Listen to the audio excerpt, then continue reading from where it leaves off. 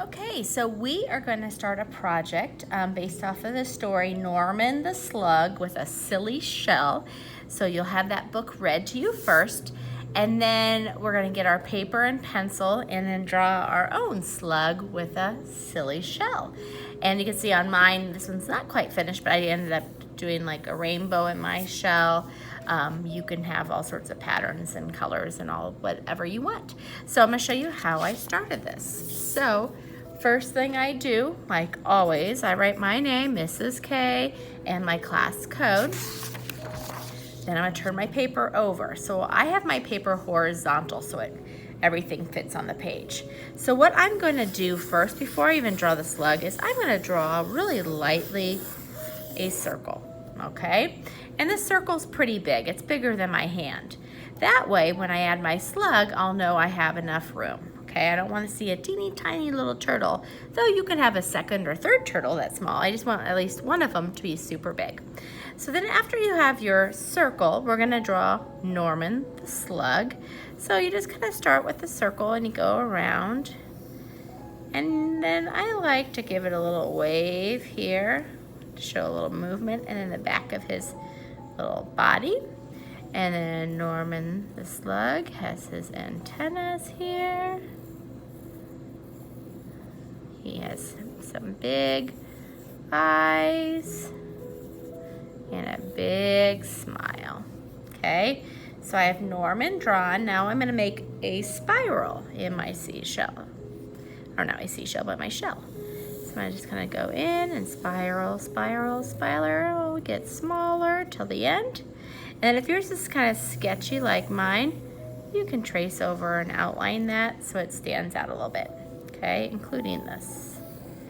Then I'm going to add some sections, so dividing up the space, just like a real shell would have. But this is, for your project, is where you can add the different colors or patterns or textures. So I'm just going to add my last one there. Maybe I'll do one more here. Okay, so then after that, you're going to see what you have in your box. If you have marker, you can use black marker. If you have colored pencil, black colored pencil, or black twistables.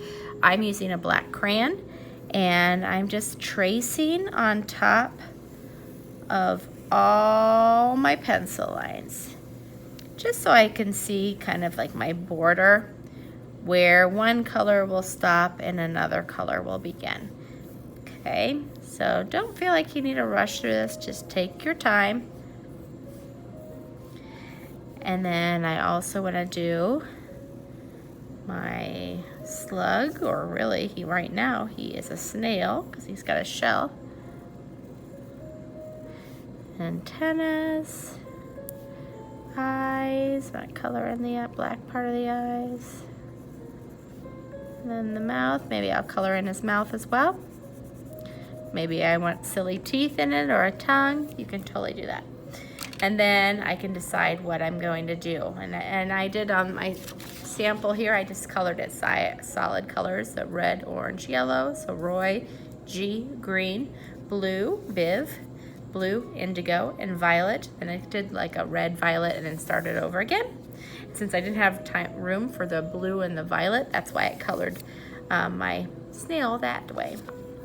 And then when you're coloring, you're going to color not only your snail and its shell and body, but the grass and the sky. And when you're coloring, I'm still seeing lots of scribbling or spaces left out that are white. And I'm okay with white spaces like my clouds, but I want to make sure I color all the way down to my grass.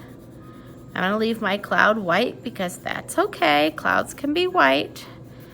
And the eyes of my little guy are white, but everything else is colored in. All the way around. So take your time. If you finish this, you're going to obviously double check. Do you have your name and class code on it?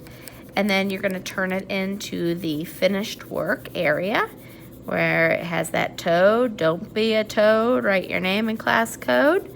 But before you do that, double check. Look at it closely. Did you color your best?